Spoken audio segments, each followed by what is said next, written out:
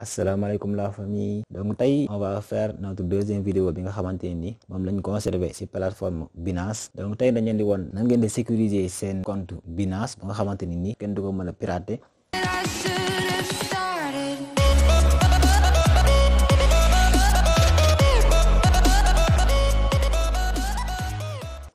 Voilà, donc dañuy connecté wu directement ci suñu compte Binance. Voilà, donc pour connecter nag dalay laaj vérification de sécurité bi pour xool ba xam yow robot nga wala nekk robot. Donc voilà, on va directement vérifier ça.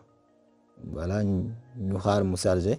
Voilà, donc boo connecté woo directement dalay laaj fii vérification de sécurité directement bu nekkee compte bu bees nga yor dafa ko benn vérification da la koy proposer parce que aussi ñoom it xam nañ ne lii moo yor sécurité bi.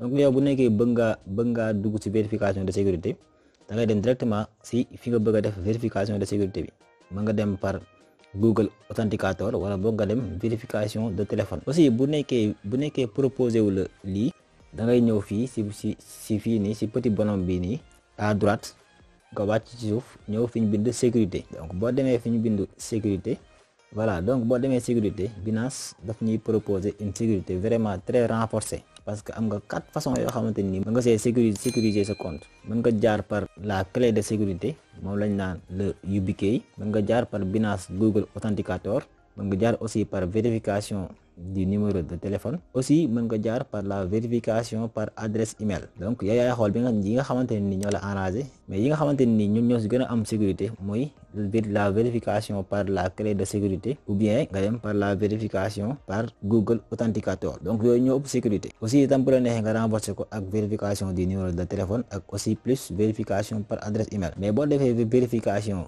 yoo xamante ni dafa bari maanaam 4 yi wala 3 yi juste dalay xaw a jëlal un peu de temps pour nga def say envoi parce que il faut ngay vérifier yëpp pour Binance mën a xam ne yow yaay def envoi bi ñu mën a envoyer xaalis bi. Donc c'est aussi simple que ça. Léegi ñun tey on va faire la vérification par numéro de téléphone. Bien vrai que ni c'est pas sécurité moom kese, on va juste vous montrer nan la ñuy defee la vérification par numéro de téléphone. Ensuite ñu dem la vérification par le Google Authenticator. Donc da ngay dem directement fi ñu bind activer. Ensuite fii nga dugal sa numéro de téléphone.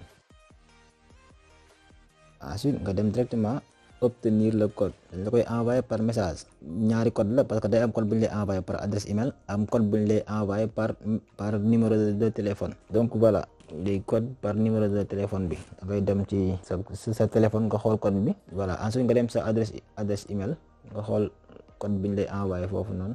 Voilà, donc code baa ngi nii te code bi moom ngay copier. Ensuite nga dem ci Binance nga coller ko fii.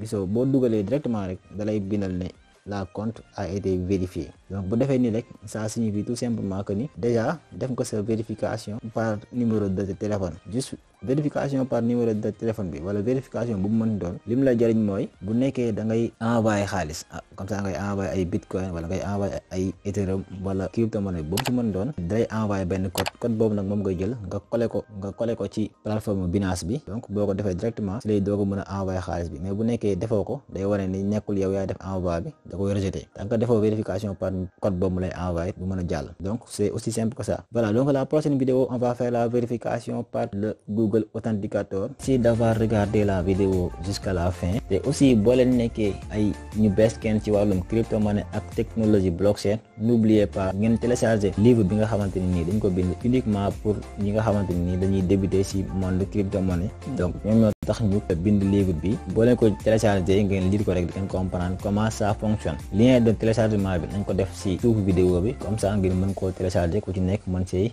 gis sa bopp. Ak aussi bu nekkee abonné ko leen, n'oubliez pas ngeen abonné activer notification yi ndax loolu moo ñu may courage ñu gën a mën a tourner ay vidéo mën a partager yi nga xamante ni nii mooy expérience yi nga xamante ni jot nañ ko xam tuuti ci wàllum crypto-monnaie.